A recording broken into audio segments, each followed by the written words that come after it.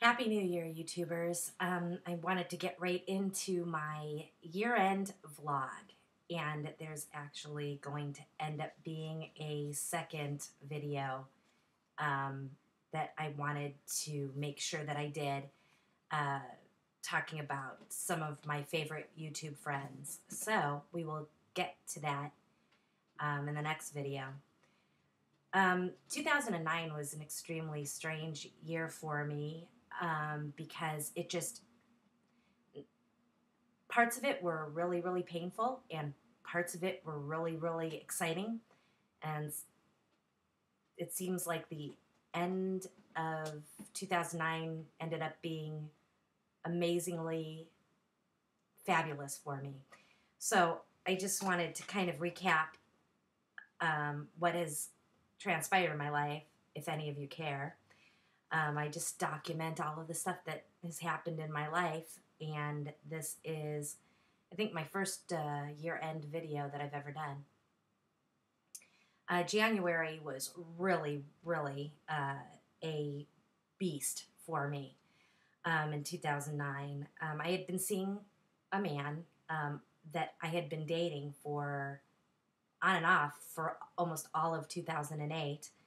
And when things seemed to be going exactly how they were supposed to go and just right, something went so wrong and he just disappeared. No explanation, no goodbye. And I actually left YouTube for a while because of it. I was truly devastated. He was my friend more than anything, and he just disappeared. And I didn't know if he was dead or alive, and it was painful. Ultimately, I finally did speak with him about 3 months later and found out he had gotten himself into some kind of trouble with the government, and somehow they had mistaken him for a terrorist. Nothing else needs to be said. Moving on, around the end of January, I really realized I needed to move to a lesser expensive apartment. The apartment that I was in before was way too expensive, and I needed to find a place, and I started looking immediately at the end of January, and to no avail. Everything was way too expensive for me, and I realized to my chagrin that I'm going to need to get a roommate. So that's what I started to do. It was looking for a roommate, and then coincidentally, I met a male neighbor who lived in the same building as me, and he seemed like a nice guy at first. We were never romantic because he wasn't attracted to me. And that's great because after I found out he was a conservative Republican and a bigot as well, he surely wasn't attractive to me either. And so we had talked about maybe becoming roommates after we met. And I found out that he was also an ex-convict that had been accused of embezzling money from a woman that he was involved with romantically. That was really creepy. So I decided I'd rather live alone and eat macaroni and cheese for the rest of my life than even bother looking for another roommate, because I knew that roommates have always been a bad thing. That was like number 4 roommate that would have been a bad thing, and I decided to start looking. So I searched high and low for apartments that were in my price range. And I wanted to be close to where I worked. So I looked in that area, and then I found this place, and it was quaint, and it was cute, and it was in my price range. I wouldn't really have to struggle, and it was working for me. So I signed the paperwork, and it seemed to be just perfect, and I wasn't having any kind of money problems or anything. I moved in here. I was comfortable. It was great. And I met a really nice guy that I started dating, and to my surprise, he turned out to be married and had a girlfriend too. Oh yes.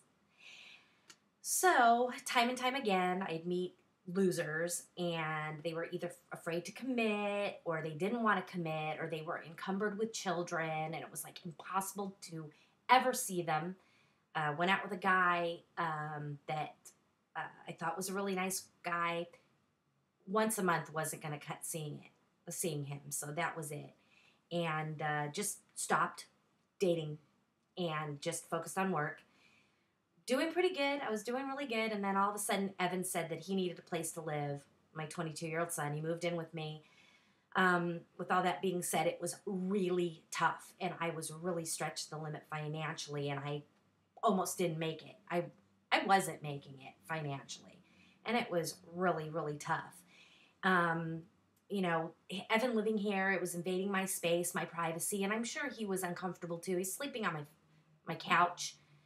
He had like a little area where all of his stuff was stuffed underneath my coffee table, and he had this much space in my closet. It was horrible, and we fought, and he ate me out of house and home, and I love him to death, but it was, you know, it was really hard. And then all of a sudden, he had moved in June.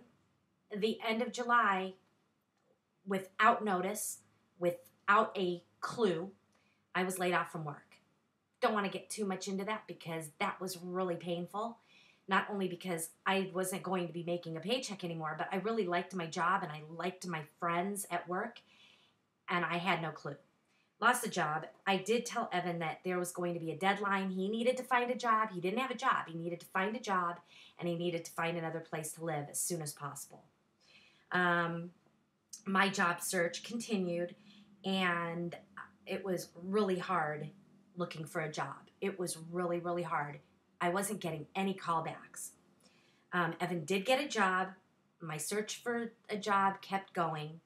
I was sick of the dating game. I wasn't dating hardly at all. I mean, I would meet people and it would never amount to anything. And I got sick of it. And I finally decided I'd go to all of the personal sites that my ads were on and delete them. So I deleted all of them, but one that I had forgotten that I had, and I didn't remove my profile. And one day I noticed there was a message saying that I had an email there. I was like, what the hell? I said, crap, I forgot to delete that profile. So I went on there, took the profile, the email, and I read it. And the email was from a man that lived a ways away from me, and the email was very polite, and he sounded kind. And his profile sported a photo of a really nice-looking guy with sparkling blue eyes and a genuine smile. I thought he was really attractive, but I didn't answer him right away. In fact, I waited about a week, and then I decided that I would go ahead and email him back. And we did that for about a week, emailing back and forth. He wasn't on very often. I was on the internet a lot because I was looking for work, and I had nothing better to do. So I'd email him, and he'd finally get back to me. And about a week later, we decided to exchange phone numbers, and we started talking. And this was the beginning of my true romance with Dale, the love of my life. Long story short, we began talking every day on the phone for hours at a time. That went on for about 2.5 weeks. We finally met in person. I was looking for work. And I did find a job. Lots of anxiety, lots of stress. It was a horrible job. I'm trying to keep this under 10 minutes. It's like 8.5 minutes right now. Horrible job. Quit. Continue to look for another job. Dale and I were going strong, but his health was declining. And all of a sudden, by the 20th or so of September, he decided that he was unable to continue with the relationship. It was too stressful. He was too ill. And it was over. Although I begged and pleaded for it not to be over, it was over. And Dale and I pretty much had to stay in contact with each other over the phone.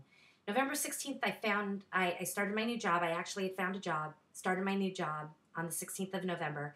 Dale had found a new doctor, and the doctor had put him on a new regimen of medications.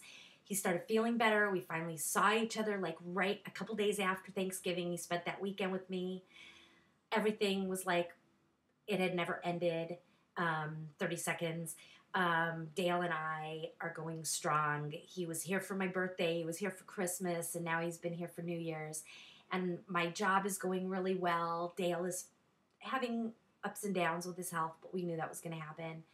And we are just happy, the three of us. And I want to wish all of my friends that are still here with me, thank you, YouTubers, for 2 years of being my friends. And I love you all. And Love to you and your families. Bye.